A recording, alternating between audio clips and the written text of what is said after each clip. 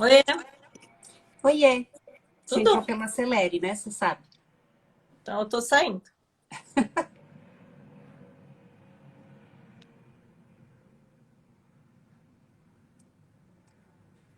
Oi, pessoal. Oi, Makes. Oi, Rodrigo. Pronto, ó, Pronto. você entrou antes da Sil. Depois a gente pode tirar um sarro dela. Boa. Olha quem tá aí já acompanhando a gente. O O Makes. Mar Mix. Mix tá Makes. aí. É, Meu sócio querido. é isso aí. Você sabe que ele participou, a Sil tá entrando. Ele participou Nossa, quanto tempo será que foi isso, hein, Makes? Nem lembro mais. Mas já faz um bom tempo, né, que você esteve aqui com a gente no Trilogy Talks. Vamos ver Ó, se o ela... André Freire, meu sócio, entrou também. Oi, Ó, pessoal. Agora entrei no perfil certo. Opa, estamos todos. Tudo bem? Tudo bem Rodrigo, aí? Todo mundo antes da certo? gente começar, eu já tenho uma pergunta. Aqui tá falando que você tem 20 anos de experiência. A gente viu sua foto e achou que você tinha 20 anos. Então a gente quer saber o segredo disso, porque não é Olha que esse é um possível. segredo que você pode vender para as mulheres, né? Mas tá todo mundo interessado em saber. obrigado pelo elogio. Já começa mais animado, então. Nossa, Muito mas bom. ele tem uma cara de novinho, É gente. verdade. Uma cara de Eu muito fiz novinho. 44 há 2 semanas atrás. Então, tá Estão bom. falando que você pinta o cabelo aqui. Ó, o pessoal tá Escreveram. entregando você, Não hein? Isso fui eu. eu não faço, não. Só o Ai, gel, gente. só o gel. Tá bom, Muito vale, bom. vai. Bom, A gente prazer estar pinta, aqui com né? Eu você. pinto o cabelo. Prazer. Obrigada por ter aceito o convite, viu? Muito bom estar Não, aqui com você. imagina, eu que Esse tema agradeço. sempre bomba aqui com a gente. É um tema que o pessoal pergunta bastante, inclusive. Inclusive, pessoal, quem tiver aí, já quiser ir pensando nas perguntas, no final a gente vai ter um tempinho para poder metralhar o Rodrigo com perguntas, tá bom? Agora que vai até 4 horas, né? Que antes em 1 hora caía as lives do Instagram. Agora dura 4 horas. Então, É temos brincadeira, quatro Rodrigo. horas A aí gente para não você pretende responder. ficar 4 horas, tá É bom? brincadeira. Só Eu para ir pretendia, avisando. mas a Nora não, então não pretendemos ficar 4 horas. Tranquilo, eu estou à disposição de vocês até a hora que for. Então Vamos em tá Maravilha. bom. frente. Então Muito bom. vamos começar aqui. Eu Vamos. vou primeiro Vamos. apresentar, eu quero agradecer ao Rodrigo, à Exec, toda que se mobilizou para viabilizar os horários e ele está participando aqui com a gente. Então, eu vou apresentar o Rodrigo para vocês. O Rodrigo é um empreendedor e executivo com mais de 20 anos de experiência em empresas de consultoria, tendo fundado e liderado duas das mais importantes operações de busca e desenvolvimento de executivos do Brasil. Ele é um sócio fundador da Exec e com uma carreira na área de RH desde 2001. Foi um dos primeiros profissionais a atuar com recrutamento especializado no Brasil, tendo ao longo de sua carreira liderado diversos projetos de contratação, treinamento e desenvolvimento para empresas de referência. Rodrigo é graduado em Direito pela PUC, pós-graduado em Administração pela GV, possui formação de coaching pelo ICI-ICF e de conselheiro de administração pelo IBGC. Também é conselheiro nos Estados Unidos e líder no Brasil da mais importante associação do mundo de consultorias de seleção e desenvolvimento de altos executivos, o AESC, Associação of Executive Search and Leadership Consultants, fundado em 1959 e com sede em Nova York. Bem-vindo, Rodrigo. Belo currículo, parabéns. Obrigado, obrigado. É um prazer estar aqui com vocês duas. E com todo Obrigada. mundo, é lógico. Então, vamos começar já com a primeira pergunta, que é uma mais macro, que a gente quer saber uma visão mais macro, que é o mercado está mudando muito. O mercado já vinha mudando, mesmo antes da pandemia, todo mundo já estava percebendo tanto as estruturas, as relações de trabalho, e era uma tendência, mas a pandemia acelerou muito isso. Como essas mudanças se refletiram, além de serem online, nos processos seletivos que estão acontecendo. O que mudou? O que os recrutadores estão buscando de outra forma? Como o candidato tem que estar preparado de alguma maneira diferente? O que você pode contar aqui para quem está assistindo sobre isso? Perfeito. Bom, a máxima que a gente tem hoje é que, de fato, a pandemia acelerou a transformação digital, né? Dos negócios mais modernos e dos negócios mais tradicionais. A gente tem que lembrar que processo de seleção não deixa de ser um processo, né? E todos os processos, em geral, estão sendo digitalizados ou automatizados. Então, isso tem um impacto realmente muito grande nos processos seletivos. De certa forma, eu acredito que a gente nunca vai conseguir substituir 100% do processo de seleção por tecnologias, porque eu acho que o fator humano ele ainda é preponderante, principalmente na parte de seleção. A gente tem que dividir muito o que é recrutamento, né, que é juntar os candidatos, chamar os candidatos. A própria pré-seleção, talvez ela possa ser em grande parte substituída, né, através de ferramentas tecnológicas, mas a seleção em si, aquela parte final, ela acaba sendo super importante através do fator humano, né? Mas o que era antes, né? Assim, a gente começou em 2019 a fazer entrevistas online, a gente não se sentia ainda muito confortável e tudo mais. Em 2020 isso virou uma máxima. Então você faz 100% dos processos seletivos online, e o mais intrigante é você fazer a própria integração do colaborador online, né? Muitas empresas estão trabalhando presencial, mas a maioria trabalhando no virtual. Então, o que era um desafio para os RHs, um desafio para os recrutadores, acabou virando uma coisa extremamente natural. Hoje a gente consegue fazer muito mais entrevistas do que a gente conseguia fazer antes. E os candidatos também não têm mais aquela coisa de que precisava inventar o médico, né? Fazendo aqui uma brincadeira para ir na entrevista. Ninguém se sente mais constrangido. Trocar de roupa, né? Estou muito chique, estou muito arrumada. Exatamente. Então, hoje tudo está muito natural, está muito espontâneo. É lógico que a gente perde um pouquinho, né, em não ter o contato pessoal, mas a gente vai aprimorando as nossas técnicas também para fazer um bom processo e não errar em nada. Agora, os candidatos precisam estar familiarizados com as tecnologias. Não dá para entrar numa entrevista sem saber estar num Teams, estar num Zoom, gerar toda a empatia e toda a conexão com o entrevistador. Então, também é uma tarefa árdua aí para os candidatos. Mas você acha que isso veio para ficar agora, Rodrigo? Depois que acabar a pandemia, isolamento, você acha que os processos voltarão a ser presencial ou agora isso já veio para ser neste modelo mesmo? Eu acredito que veio para ficar nesse modelo. Talvez o que a gente se sinta mais confortável, então, é de repente você chamar o super finalista, os 2 super finalistas, para uma entrevista final presencial. Fora isso, acho que a objetividade e a economia de tempo vai imperar, até porque não é fácil para algumas pessoas se deslocar, né? Quanto tempo não demorava para você sair do teu bairro e até o bairro da consultoria ou da empresa, ou cidades, estados. Então, acho que a gente vai ter um processo agora mais objetivo, com fase final presencial, mas o restante virtual. Pelo menos assim que eu entendo. Uma questão de ganho de produtividade enorme, né, fazendo isso. Acho que do ponto de vista tanto do teu lado, como do ponto de vista do próprio candidato, né? Ele consegue fazer mais em menos tempo, né? Sem dúvida. Eu acho que tem uma piora muito importante na qualidade de vida das pessoas, porque a gente tem passado aí 10, 12 horas por dia na frente de um computador, de uma tela, mas sem dúvida nenhuma que nós estamos explorando agora a máxima produtividade de todo mundo, tanto das empresas, dos executivos, dos candidatos e tudo mais. Isso é verdade. O que me faz pensar um pouquinho numa outra pergunta, que é um pouco consequência desse tema que a gente estava falando, né, do avanço da tecnologia em todos os campos profissionais, que é o candidato, como é que ele lida com esses processos? O que ele tem que fazer ou não fazer para mandar bem num processo seletivo que perdeu esse contato pessoal, esse contato humano, aonde talvez coisas mais humanas, né, por assim dizer, ficassem mais visíveis e mais transparentes. Como é que esse candidato se prepara para esse processo seletivo digital?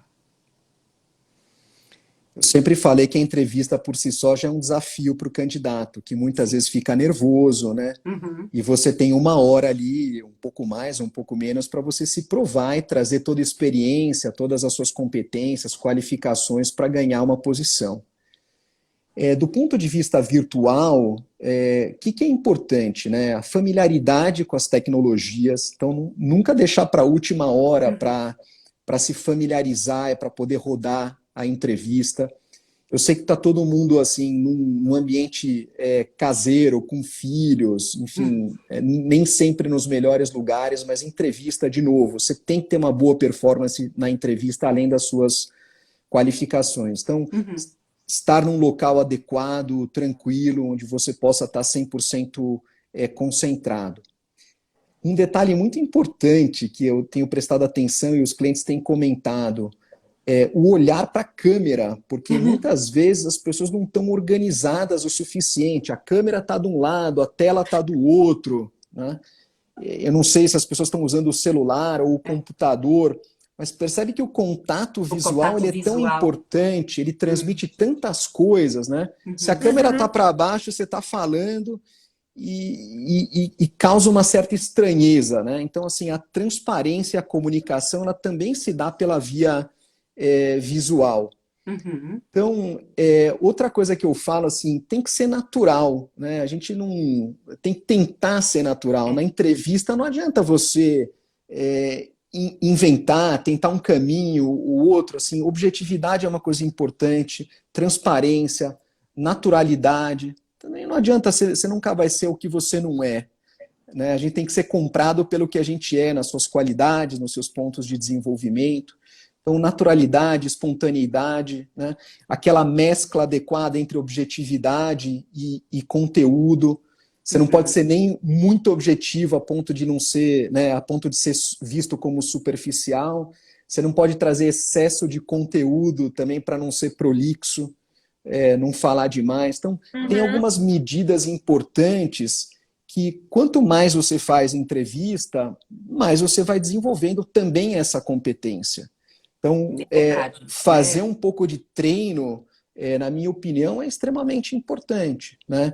E sem contar que você tem que colocar um esforço a mais aqui. Você tem que criar o que a gente chama de rapport, a empatia, a conexão, né? Por mais que você seja uma pessoa, às vezes, não tão expansiva, né? No virtual, você tem que colocar um pouco mais de energia. E energia é importante para a entrevista, né? Você tem que estar ali de corpo e alma para que as coisas deem certo, que elas vão bem e que você possa ser também bem avaliado por isso, né? Afinal de contas, hoje, interação virtual é uma competência fundamental para que você tenha sucesso no trabalho. Ela é mandatória, né? Já quase assim, não tenho nenhuma profissão que não passe em algum momento, pelo menos, por uma conexão virtual. Então, isso é fundamental. Agora, e do teu ponto de vista, que dificuldade você sente na leitura do candidato, sendo uma entrevista online?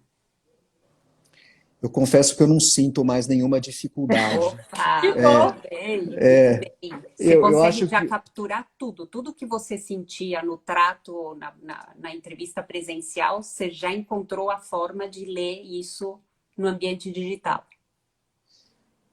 Eu já não sinto muita diferença, né? Enfim, quero ainda soar modesto, mas assim, são 20 anos de profissão, mais de 20 mil entrevistas, né? Claro. Então, entrevista, né, não também é sensação, mas eu acho que tem muito de técnica e tem muito de quilometragem. As pessoas não têm ideia quanto a gente é treinado para avaliar competências, né, e como a gente conduz as perguntas, como a gente explora todas as situações, os conhecimentos, as motivações, os valores. Então, tem muita técnica e muita quilometragem. A questão se antigamente você vai, não, eu tenho a sensação, eu estou na frente, eu estou vendo a pessoa.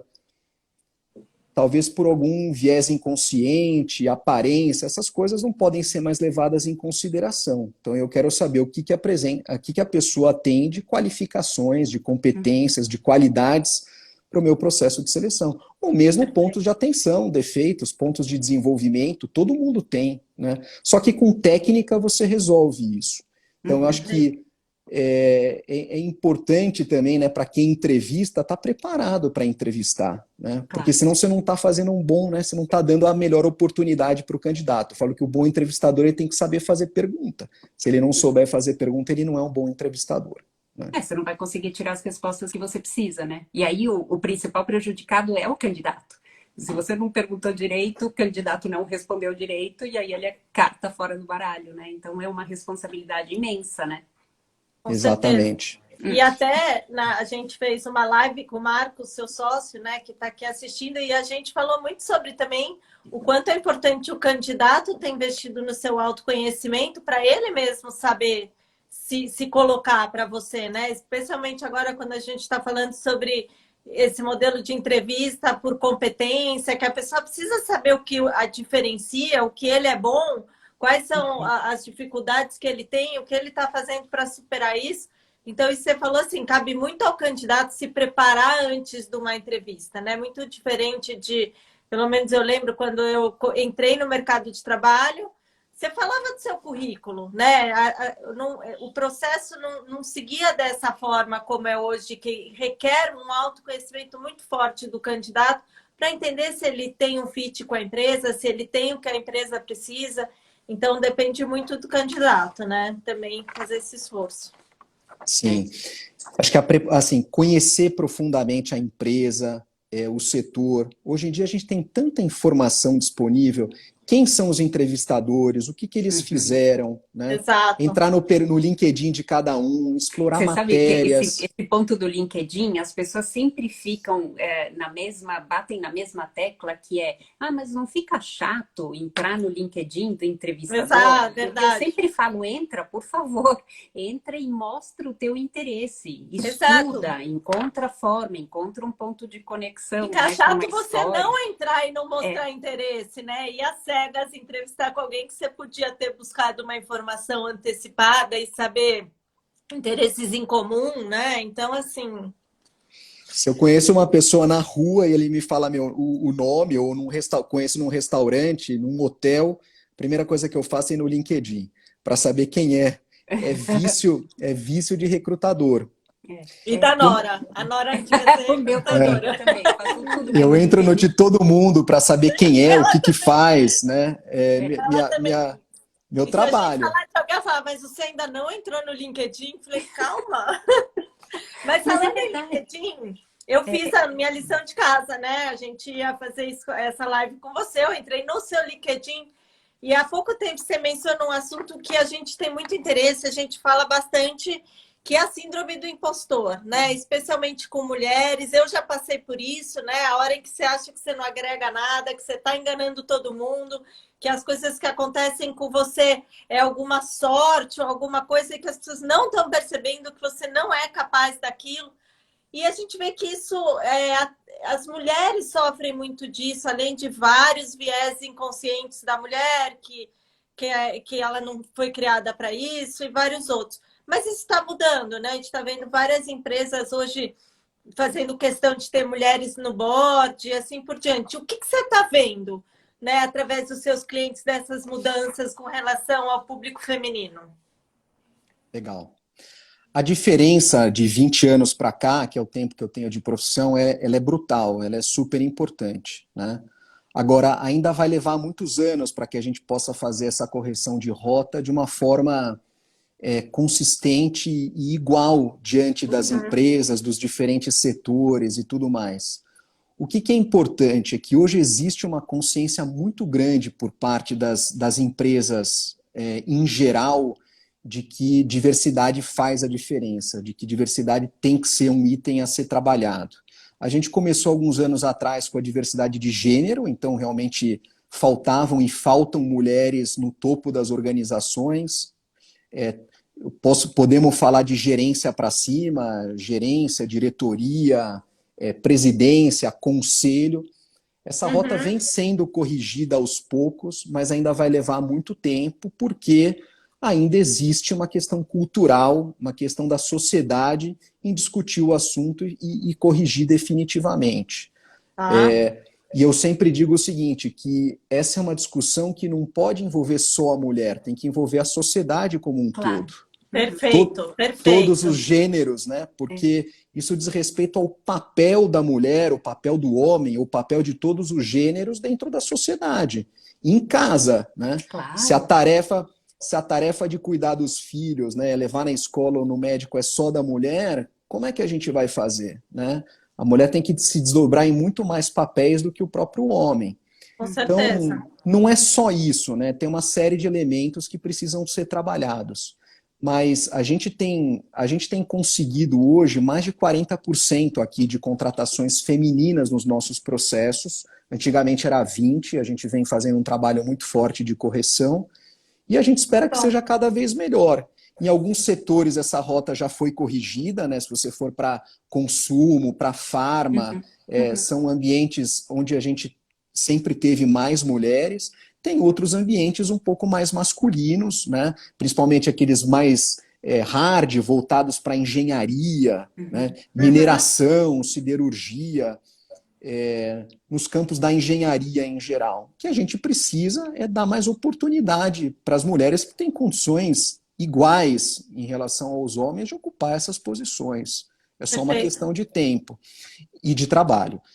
E as políticas também. Quando você fala de processo de seleção, hoje nós temos um compromisso com os nossos clientes de apresentar diversidade na lista, não só de gênero, mas agora outras diversidades. Então, o próprio recrutador da empresa, se ele vai apresentar para o seu cliente interno uma lista, ele deveria oferecer diversidade, pelo menos de gênero. Então, se é um ambiente muito masculino, ou se é uma posição muito masculina, vamos oferecer uma mulher.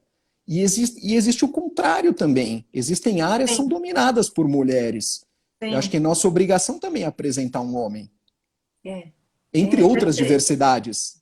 Então, vocês fazem esse equilíbrio. Aqui o Marco está perguntando se você chamaria a idade como diversidade também. Diversidade geracional. Quando a gente fala 55 mais, nós falamos hoje em diversidade geracional. Super importante também. As empresas, muitas empresas já estão atentas.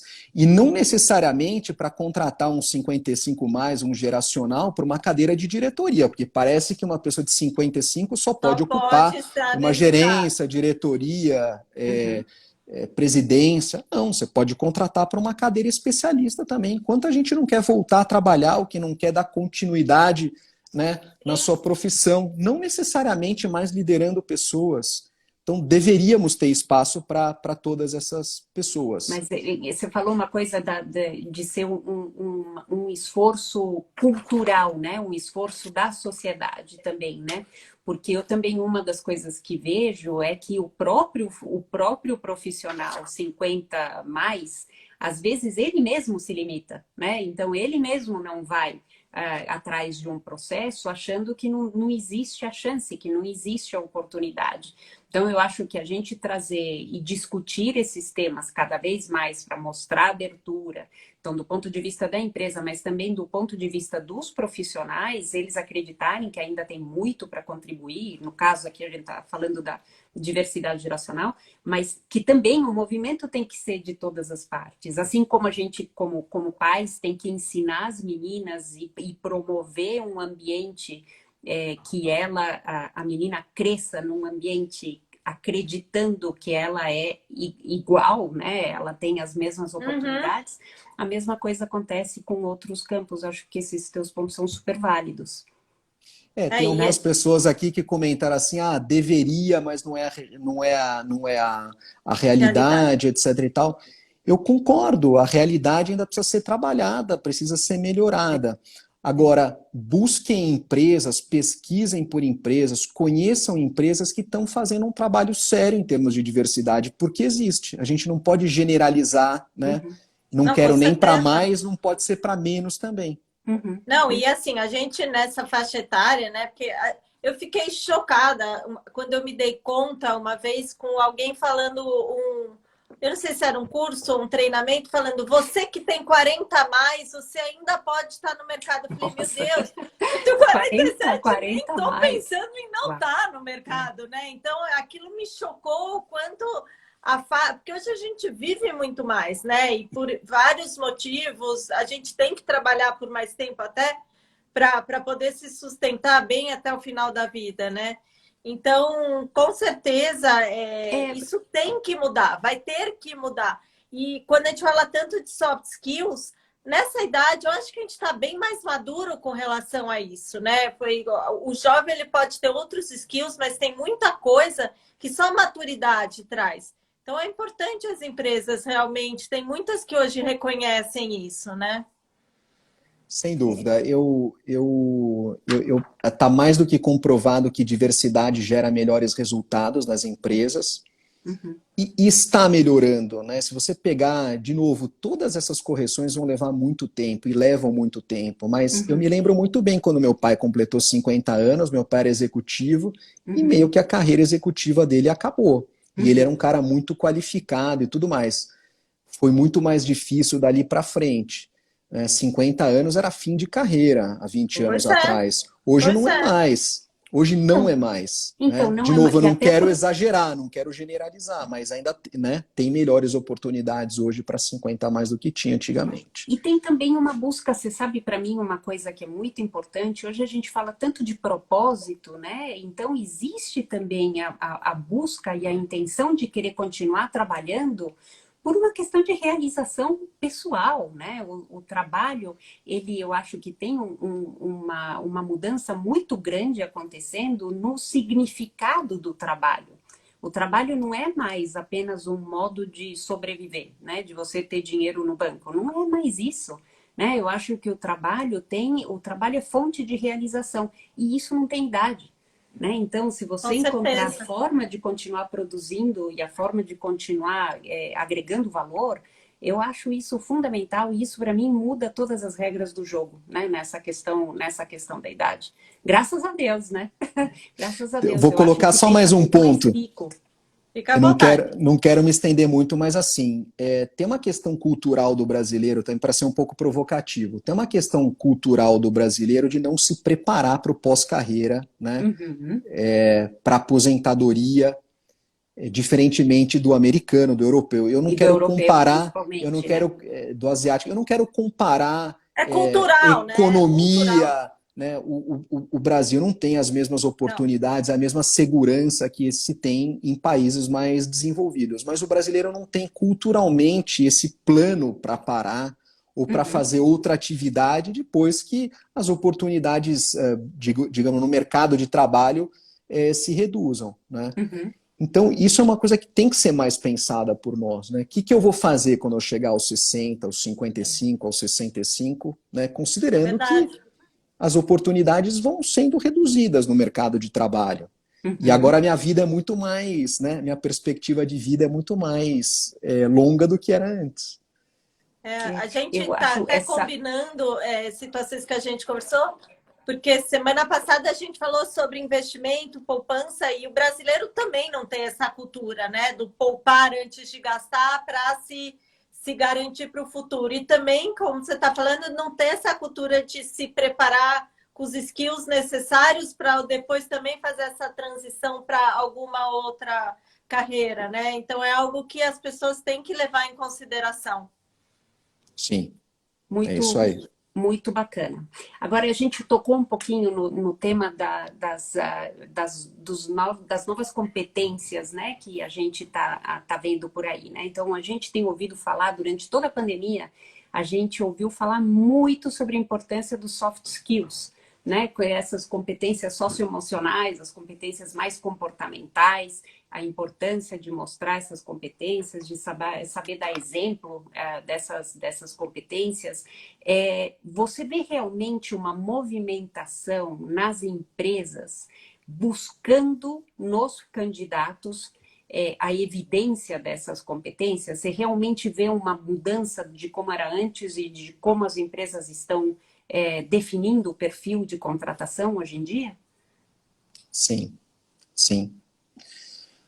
O importante é dizer o seguinte, né? A gente não joga fora aquele grupo de competências anteriores que Claro, sempre né? São foram todas adicionais, né? avaliadas, As técnicas são continuam todas todas lá. adicionais, Uhum. exatamente. Então, eu acho que a gente tem algumas novas acabam surgindo, outras acabam sendo renomeadas, outras grifadas, mas sim, existe uma diferença assim nas competências que a gente vem avaliando, né? É, quer que eu cite algumas? Seria super Seria legal você legal. citar algumas. Tá bom. Eu até tomei nota aqui para não esquecer, então assim, vou até explicar algumas que são super importantes, mas o que é importante hoje? Versatilidade.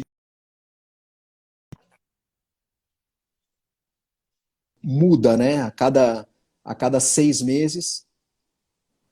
Estão me escutando? Tô te Tô, escutando. tô escutando. Ah, desculpa, deu uma pequena travada para mim, mas a versatilidade, a Uhum. adaptabilidade, porque o cenário de negócios muda a cada X meses. Antigamente você Uhum. fazia um planejamento estratégico de 5 anos, hoje você não consegue Imagina. fazer um plano estratégico de 6 meses, né? Imagina, 5 anos. Então eu vejo que essa versatilidade nos profissionais hoje é super importante, né? É lógico que tem que falar no digital, né? Nas habilidades digitais ou na Uhum. habilidade de lidar com a tecnologia. Tem Uhum. pessoas que têm mais essa competência desenvolvida, tem pessoas que têm menos. Quem tem menos tem que buscar esse desenvolvimento, porque Sim. tudo está se digitalizando, mesmo Ok. os negócios mais tradicionais, né? Dinamismo é super importante, isso é uma competência que a gente já olhava, assim, mas dinamismo no sentido de ser rápido na tomada de decisão, né? A inteligência emocional diante de tudo que a gente está passando, extremamente importante, né? E aí eu vou falar assim de colaboração, de trabalho em equipe. Cada vez mais a gente não trabalha sozinho, a gente trabalha em conexão com outras pessoas, Uhum. no espírito de equipe, né? Uma engrenagem rodando junto com a outra para que os resultados sejam entregues. Agora, o que é muito mais difícil de fazer quando você está longe. É. Então, essa Uhum. habilidade de você construir as alianças, de estar perto das pessoas, de liderar remotamente, são super importantes. Agora, eu vou pôr talvez a mais importante delas, né, que é o erro. A gente vem falando muito nisso, né? Antigamente nós éramos formatados para nunca errar. Você não Errado. pode errar. Como filho você não pode errar, como aluno você não pode errar, como executivo você não pode errar. É lógico que o papel como gestor é fazer com que a tua equipe também não erre a ponto de fazer uma M monumental e Uhum. quebrar a empresa. Uhum. Mas hoje nós estamos testando coisas completamente novas, completamente Sim. disruptivas, olhando inclusive tentando enxergar cenários que a gente não enxerga. Então Uhum. tem muita tentativa e erro. Se você não permite Perfeito. que as tuas pessoas Errem. errem, elas nunca vão acertar nesse contexto. É. Então a gente Uhum. tem que mudar também uma questão cultural que nós não estamos acostumados. Que tem um pouco a ver com essa adaptabilidade que você estava falando, né? Então, testa e se for para errar, erra rápido, né? E muda, vai para o próximo, E né? aprende, Aprende com o aprende no erro, caminho, né? aprende Aprende com com o o erro erro e já e vai avança, né? consertando. É isso aí. É o que É, alguém escreveu, a vulnerabilidade, né? Se Vulnerabilidade, permitir errar, né? e você Isso. sabe que isso, para mim, essa questão da vulnerabilidade tem uma mudança de postura muito grande, né? Que exige dos líderes, principalmente, se o líder não se mostra como vulnerável, o mais provável é que ninguém abaixo dele se mostre como vulnerável, né? Porque é um efeito É. cascata. Se o cara tem a pessoa tem uma capa de super-herói, né? De que é infalível, todo mundo que está abaixo tem que vestir a mesma capa, né? Então, eu acho Acredita que que tem tem, né? uma questão muito grande assim de leitura, uma releitura da liderança, né? O papel da liderança, como a liderança ajuda a promover toda essa renovação, a renovação no próprio olhar, como no olhar dos outros, né? Para os outros. Exatamente. Perfeito.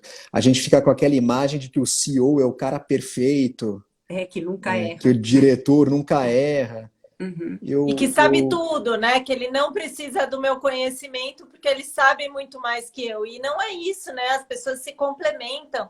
E hoje ter a informação é poder compartilhar para você chegar numa informação maior, em algo maior, né? Não mais guardar para si. Então, hoje, compartilhar, eu acho que é a palavra, né? Sem dúvida. Grandes resultados se fazem através da colaboração, do trabalho em Colaboração. equipe, né, da união das pessoas. Eu não acredito mais nessa questão da individualidade. Eu acredito muito na colaboração e esse é o futuro, né? A gente Não também. necessariamente as pessoas vão trabalhar exclusivamente para uma empresa, acho que também vamos ter mudanças importantes na relação de trabalho, pessoas Perfeito. trabalhando por projetos ou para várias Perfeito, empresas, né? perfeito. Mas as empresas, em geral, vão ter suas equipes próprias, vão ter os seus terceiros, e aí as pessoas vão escolhendo aquilo que mais encaixam nas suas ambições, nas suas Exato. motivações, E as né? No pessoas seu já têm modo de seus tocar a sua grupos vida. colaborativos, né? As pessoas já têm assim, se eu for para esse projeto, eu sei que eu tenho essa pessoa para fazer isso, né? Então, a configuração começa a ser em bolhas colaborativas entre as pessoas que se completam, né? Tem Perfeito. uma pergunta interessante aqui, ó. Qual é o limite entre mostrar vulnerabilidade e mostrar inabilidade para lidar com as situações? Você quer comentar isso, Rodrigo? Eu tenho um ponto de vista sobre isso. Não, eu também tenho e acho que são coisas diferentes. Agora, de novo, se você está ali como líder, é porque você tem qualidade. Em geral, é porque você está ali com qualidades e com competência para aquela determinada função. Se você não tiver, você não vai demorar muito tempo. Né? Você não vai demorar muito tempo. Cada vez mais os A executivos passagem estão vai ser sendo rápida. trocados. Antigamente você via CEOs ficando aí anos, diretores ficando anos, né? Hoje você trabalha muito mais por ciclos curtos, por Curtos. projetos, tem muito mais movimentação. Agora, eu acho tão bonito uma pessoa falar assim, apesar de estar num cargo super alto, eu acho tão positivo a pessoa falar assim, olha, você sabe mais do que eu, ou eu não sei isso, me explica, né? Vamos trabalhar junto. De novo, é pura colaboração. Eu, particularmente, dentro dos meus valores, eu não vejo que isso é se expor negativamente. Eu acho que isso é uma grande virtude, na verdade. Porque quando você sabe os seus limites, né, você vai saber que a partir dali você precisa contar com outras pessoas. Uhum. Isso também é uma qualidade que a gente precisa ver nas pessoas atualmente. Agora, Eu quem esconde, acho que é um defeito, sinceramente. concordo, e um defeito que agrega muito risco para qualquer operação, né? Porque as pessoas embarcam numa imagem, né, totalmente aspiracional, que na verdade essa sim pode dar a grande M, né? Como você estava falando Concordo. antes. Mas para mim, você sabe o que? Eu concordo em gênero, número e grau no que você acaba de falar.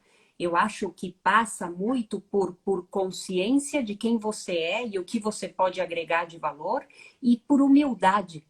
Tem alguém aqui falando isso, é Falou. espetacular essa visão, Usão. humildade e consciência, exatamente isso. Tem essa leitura de que você, mesmo quando você é um líder de equipe, você pode contratar pessoas abaixo de você que sabem mais do que você, né? E que por você tem outras competências ou outras Exato. coisas que fazem você estar na posição que você está. Mas um líder realmente seguro, ele consegue contratar uma pessoa que tem a coisa mais técnica ou o último curso feito sobre a área, ou seja, tem essa clareza dos papéis. Para mim, é um líder muito seguro que sabe fazer isso, né? Não, eu Então, que não concordo. passa a inabilidade de jeito nenhum. Inclusive, ao contrário do que muitos podem pensar, você conquista a confiança das É. pessoas, né? O Uhum. inverso do que o medo de mostrar essa inabilidade que as pessoas não vão confiar é o inverso, né? As pessoas É. confiam em você, porque sabem que a hora que você não souber, você vai se colocar. Então, eu acho que você ganha o teu time a hora em que É. realmente você poder contar com eles nas suas vulnerabilidades e inabilidades. Ganha confiança, ganha inovação, ganha criatividade, ganha muito mais abertura para tanta coisa, né? Então, realmente Eu acho. acho um passo enorme isso estar sendo discutido do jeito que é discutido hoje em dia. Concordo. Vamos abordar um tema que eu Só acho deixa eu muito. colocar mais uma Ah, coisa que eu acho que é Claro. deixe. importante, desculpa. Não? Fica feliz. O conhecimento, não, o conhecimento para as pessoas está aí, né? Lógico, a gente fala em conhecimento, a gente fala em experiência, a gente fala numa série de coisas. Ao meu ver, o mais importante no fim do dia são os valores. É isso que a gente está olhando muito e que a gente precisa cada vez mais olhar. Um CEO, um diretor, um VP, um acionista, ele toma dezenas, centenas de decisões todos os dias, né? No fim do dia, quando ele vai tomar aquela decisão mais importante, é lógico que tem a estratégia do negócio, o que é importante para o acionista, tem que gerar resultado, etc. e tal. Mas você vai tomar a tua última decisão ali pautado nos teus valores. Claro. São valores corretos, né, para as pessoas, para o negócio, para a sustentabilidade do negócio. Então, assim, eu sei que é difícil separar o que é certo ou errado, ainda mais no mundo que a gente vive hoje. Mas, né, tentar decidir pelo certo, né, pelo que é certo. Então, assim, por isso que eu falo que valores é cada vez mais importante e é o que a gente ensina para os nossos filhos, porque de resto, né, o mundo ensina, mas os valores estão ali presentes, né, durante toda a nossa vida. Então, é isso que eu acho que é mais importante, sinceramente, para qualquer um em qualquer nível. A gente fala muito sobre valores, inclusive em todos os processos que a gente conduz, né? A gente trabalha muito com as pessoas buscarem quais são os seus valores, porque no fim é isso que move as pessoas, é isso que direciona as pessoas, né? E o bom que a gente vê é que muitas empresas hoje, o RH começa fazendo esse fit de valores, né? Para ver se os candidatos realmente estão alinhados com os valores da empresa, independente de depois vão buscar os outros skills mais técnicos, mas esse alinhamento é realmente muito importante, né? Para os dois lados, inclusive, né? Para não gerar nem frustração para o candidato e nem decepção do lado da empresa, que o candidato não está agindo de acordo com os valores que ele coloca, né? Então, acho que esse é um movimento também que a gente está vendo muito forte. Você, como RH, pode falar para a gente se realmente a nossa visão está correta, se isso realmente está acontecendo na prática. Não, corretíssimo. E aí você tem o encontro disso com os valores da companhia, os teus valores pessoais e os valores da empresa, Exato. Que definem a cultura organizacional. Então, muitas vezes você fala, bom, eu sou um ótimo gestor financeiro, eu sempre dei resultado para minha empresa, eu sempre tive uma performance excepcional. Você muda de emprego e vai para uma empresa cujos valores são diferentes dos teus. Eu não estou dizendo o que é certo, o que é errado, mas os valores são diferentes, a cultura é diferente, e aí dá errado. Então, explorar a cultura, explorar valores, explorar o comportamento, o jeitão da empresa que você pretende trabalhar de uma forma muito mais profunda, e como fazer isso, depois a gente pode falar também, é fundamental, porque não necessariamente você vai encaixar em todas as empresas. Pelo contrário, você tem que escolher qualquer empresa onde você vai render mais. Mas você sabe que essa é uma das coisas que a gente sempre fala, né? Que as entrevistas, elas têm que ser uma via de duas mãos. Eu ainda sinto muito que às vezes os candidatos, eles chegam na entrevista assim, com uma postura de uma via só. Eles serão entrevistados. Aí você, né, entrevistador, chega no final, você tem alguma pergunta? E o candidato fala, não, tipo, não tenho, nem me passa pela cabeça o que eu posso perguntar. Eu sofro. Isso é um péssimo sinal. Né? Isso é um péssimo sinal se o candidato não tem pergunta. Não pesquisou, não olhou, ela não quer entender como é a cultura, me dá uma sensação muito ruim. Mas eu adoraria ouvir você falando sobre isso, né? Ou seja, quando você pergunta, você tem alguma pergunta, o que você espera do candidato? Acho que você não ter nenhuma pergunta mostra talvez uma certa... Pode denotar uma certa indiferença também. Eu fiz a entrevista, tanto faz, eu não estou interessado. Então você pode passar vários recados não fazendo perguntas, mas se você estiver interessado e não fizer perguntas, você está sendo direcionado, você não está direcionando. Você está sendo levado a alguma coisa que não necessariamente é aquilo que você quer. Exato. Eu acho que, inclusive, eu tenho dito já faz muito tempo de que os candidatos qualificados, eles têm muito mais poder de escolha hoje do que as próprias empresas. O candidato bom, candidata boa, né, quando resolve pôr o pé no mercado e buscar alguma coisa nova, vai participar de 3, 4 processos ao mesmo tempo. Que seja 2. E vai chegar lá, assim, provavelmente vai chegar numa fase onde tem 2 ofertas, tem 3 ofertas. O candidato decide. Acho que isso Agora, está muito ligado ao que a gente fala quando o candidato investe na sua própria marca pessoal, né?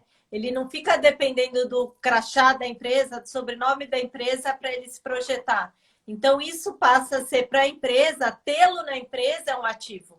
Né? Não é ele que precisa da empresa. A empresa, ao trazê-lo, é conhecida como uma boa empresa porque atraiu esse profissional que tem reconhecimento no mercado. Né? Então, é por isso que a gente insiste tanto, independente da pessoa trabalhar no mercado corporativo, que às vezes as pessoas acham que, por ser um mercado corporativo, a marca é a empresa que eles trabalham. E não é.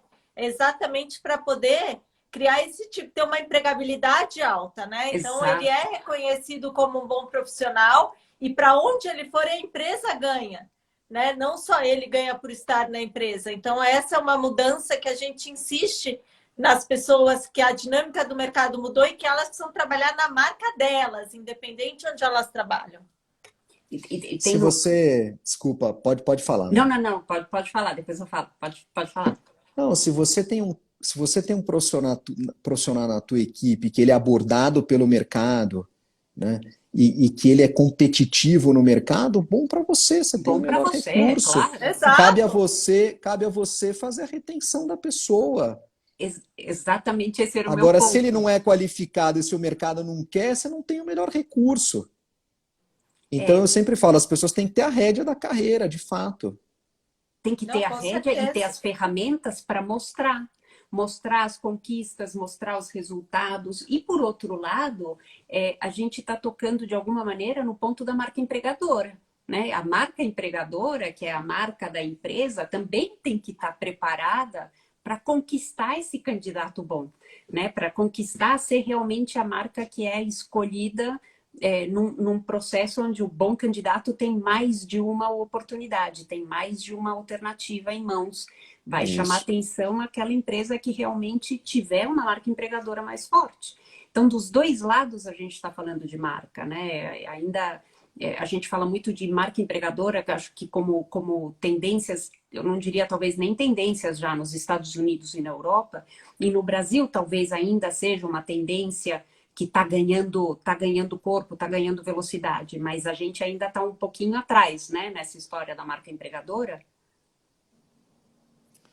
Olha, depende muito da empresa, porque as empresas multinacionais elas já trabalham marca empregadora há algum tempo. Tá. As empresas nacionais, muitas também já fazem, estão aprendendo a fazer.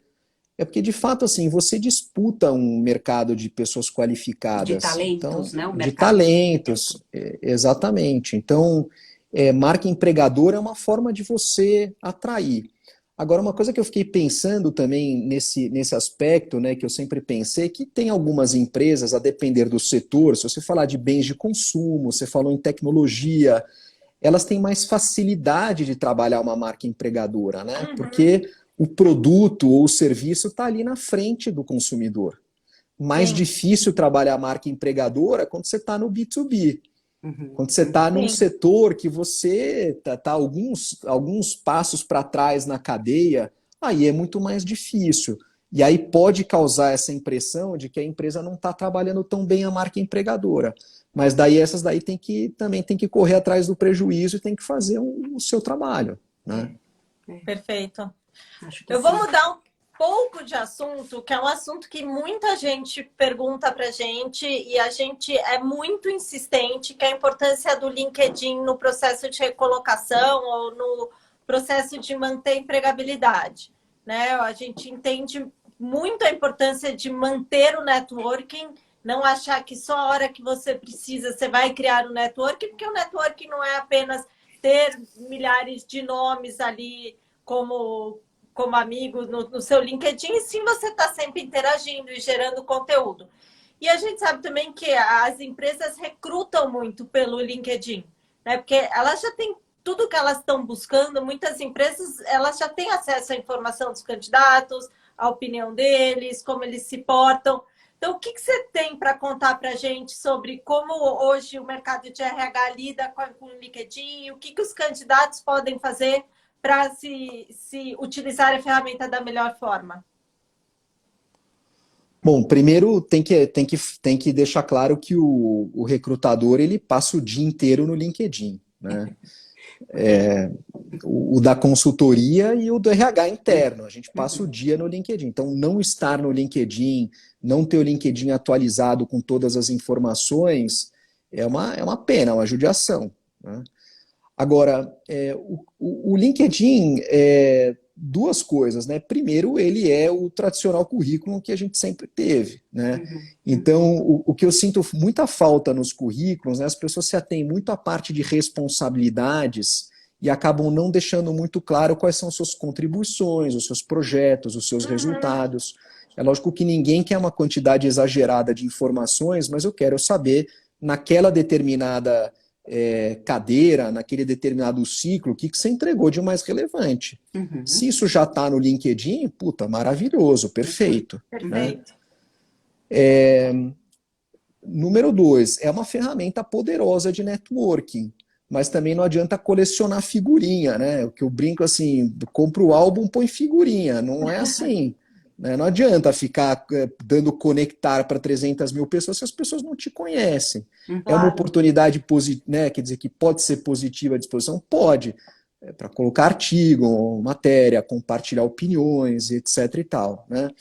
Mas no fundo, é o que vocês falaram, assim, não tem milagre. A pessoa nunca procurou emprego porque estava bem na empresa, e quando é demitido vai lá e quer resolver tudo do dia para a noite, não vai conseguir. Não funciona, né? Ele não responde de imediato, né? Ele responde Nunca. se ele está continuamente aquecido, né? Uma relação contínua, independente de você estar empregado. É uma relação que você tem que ter próxima. Faz link com a questão cultural que a gente falou do pós-carreira. Tudo demora muito tempo para ser construído. Então, networking é uma coisa que tem que ser exercitada a todo momento. Não estou dizendo que tem que ficar participando de processo de seleção a todo momento, mas conversar com pares de mercado, conhecer pessoas, participar de eventos. Né? Quer dizer, e não é só pela finalidade da recolocação ou da busca do emprego. O profissional de hoje ele tem que estar preparado do porta para fora. Ele tem que para se atualizar, né? Saber o que está acontecendo no mercado, para conseguir medir se ele está bem, se ele não está bem, se ele está deixando de se atualizar, deixando de praticar atividades que para ele poderiam ser mais interessantes, né? Então você precisa ter esse contato externo, né? Eu sempre falo assim, sempre tem alguém fazendo alguma coisa melhor do que você. Não tudo, mas às vezes pode ter alguém que faz alguma coisa melhor. E essas pessoas estão nas outras empresas, estão ocupando posições semelhantes à tua. Então, tem que ir atrás, tem que conversar, tem que trocar informação. Tem que se e eu vejo que hoje em dia né? as empresas estão mais abertas a isso. Mesmo as empresas que concorrem diretamente, elas estão abertas a trocar essas informações. O que vale é o final, é o conjunto da obra, né? Que é determinado pela estratégia de negócio, pela cultura, por uma série de coisas. Então, as empresas estão mais abertas a trocar. E é importante trocar para aprender e para se manter competitivo, atualizado e com networking atualizado para quando você precisar.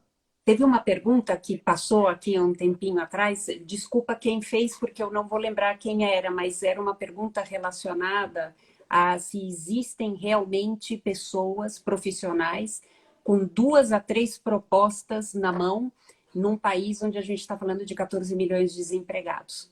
E você, especialista, pode... Porque eu acho importante a gente falar sobre isso para as pessoas terem uma realidade clara na cabeça delas. Perfeito. Eu até peço desculpas, porque às vezes eu posso...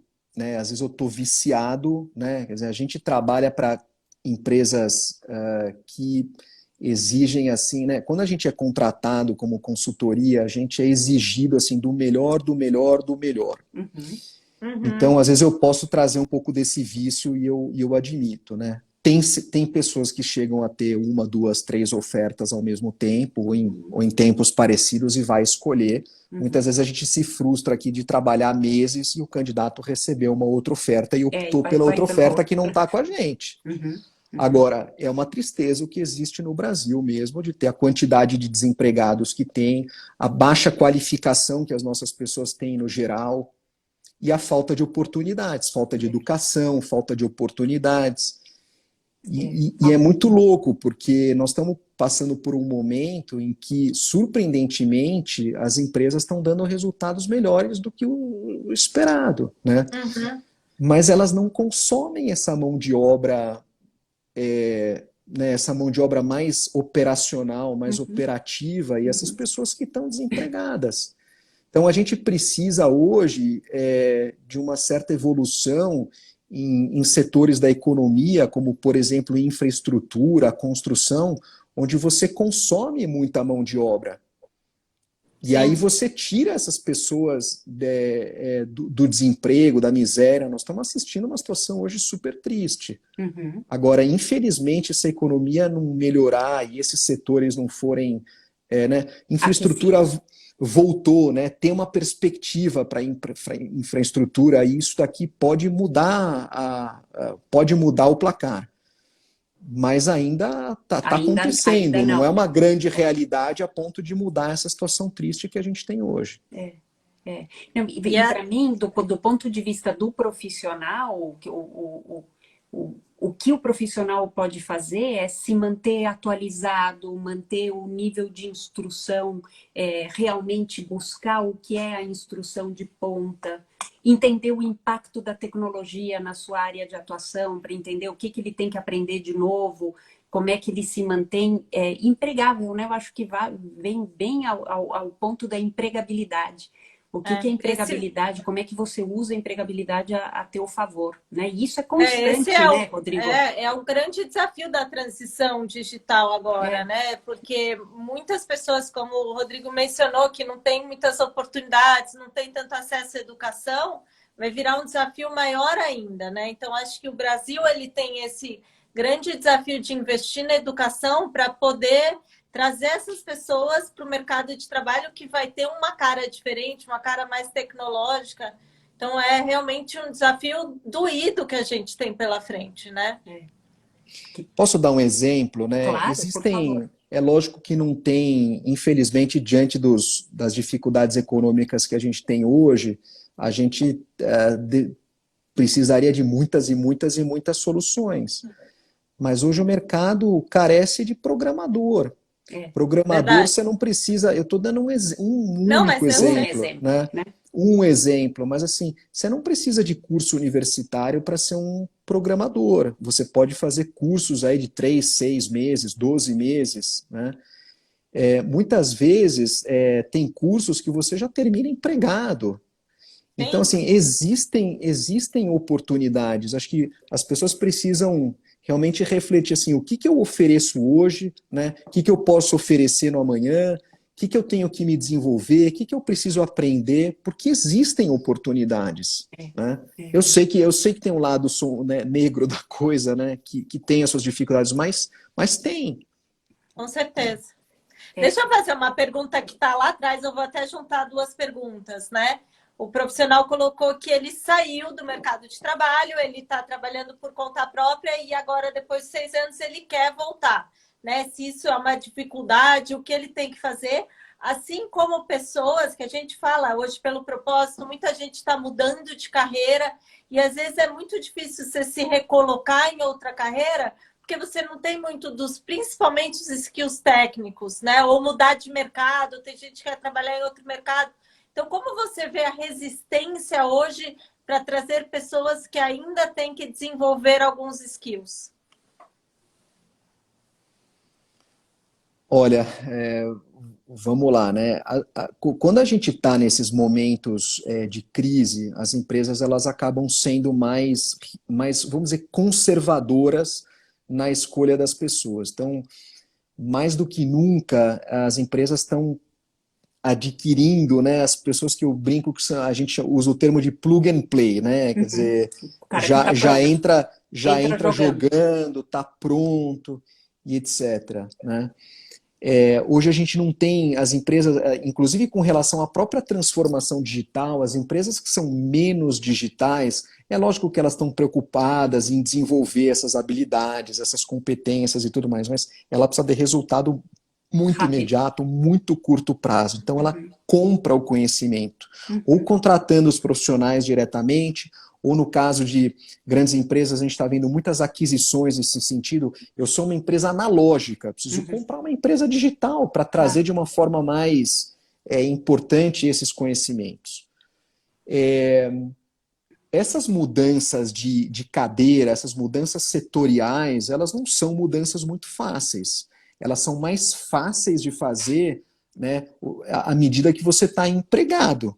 À medida que você está desempregado e você quer dar uma guinada muito grande naquilo que você está fazendo, você sempre vai encontrar um competidor no processo de seleção que está mais alinhado com aquele setor, com aquela cadeira, com aqueles conhecimentos.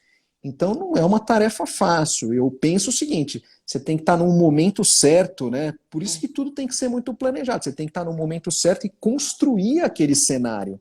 Você não vai construir o cenário de novo da noite para o dia. Tudo é muito difícil de ser redirecionado, ainda mais num momento de economia como o nosso. Quando as coisas estão voando, sei lá, pega lá 2004, 2005, tempos atrás, né? Quer dizer, o Brasil explodindo, açúcar e álcool.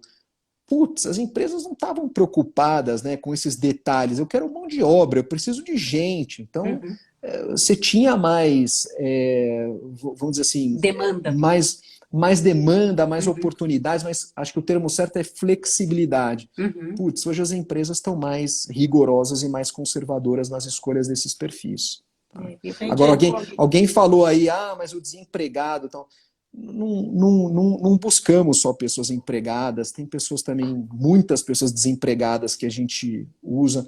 Nesse sentido, desculpa, não tem certo ou errado, tem o que você busca. Está em linha com o que o cliente pediu para você? Se está em linha com o que pediu, não interessa, né?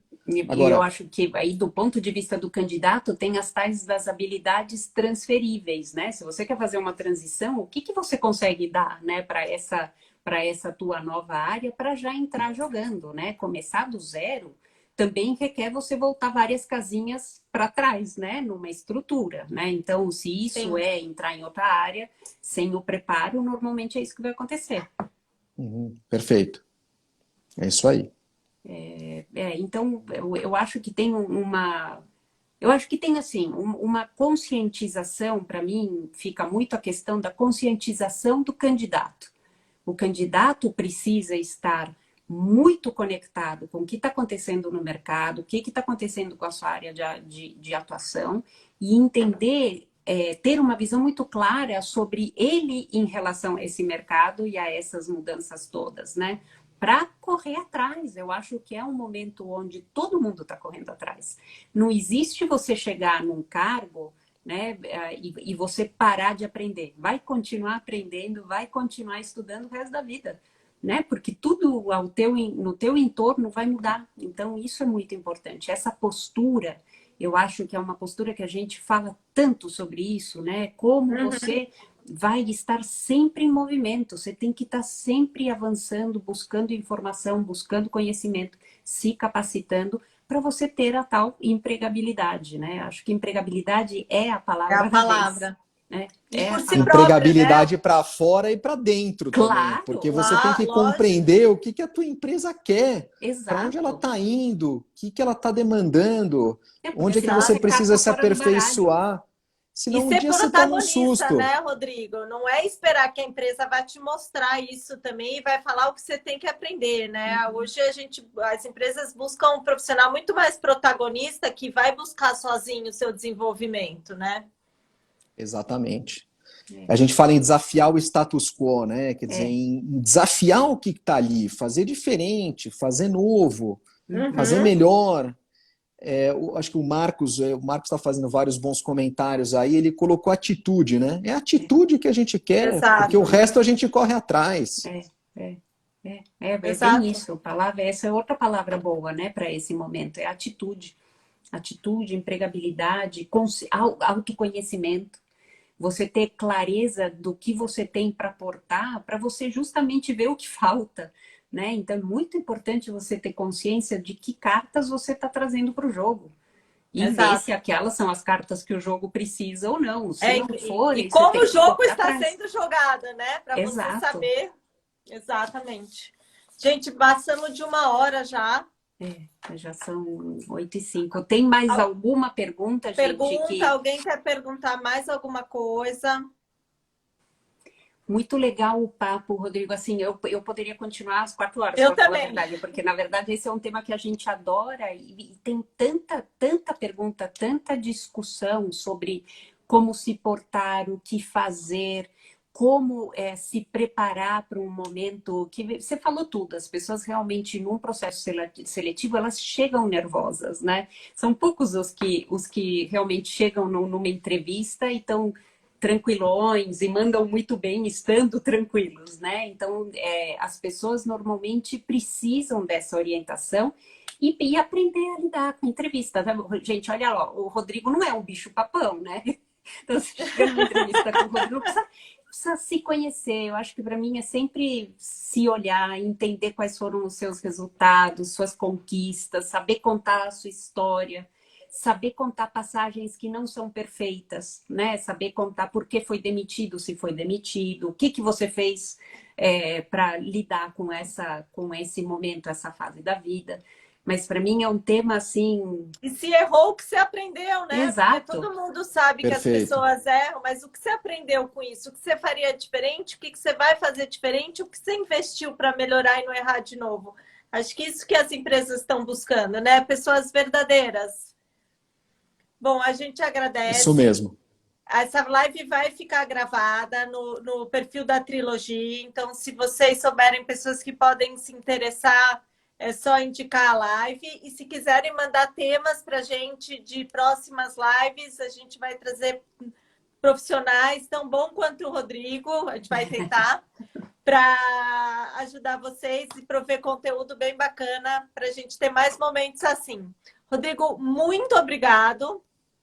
Pena que foi tão rápido, assim, eu olhei e falei 1 hora já. Passou voando. Quando o papo é bom, passa rápido, né? E mais para frente você volta de novo para a gente continuar com outros temas.